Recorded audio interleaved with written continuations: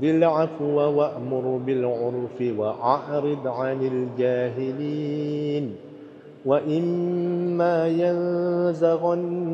من الشيطان نزغ فاستعذ بالله إنه سميع عليم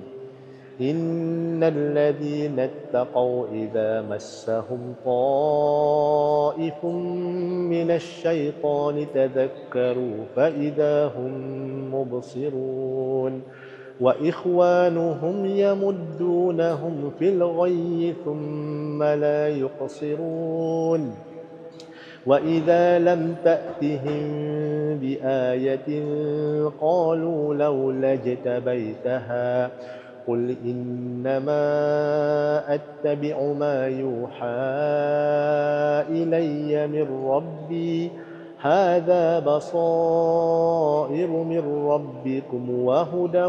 ورحمة لقوم يؤمنون وإذا قرئ القرآن فاستمعوا له وأنصتوا لعلكم ترحمون صدق الله العظيم.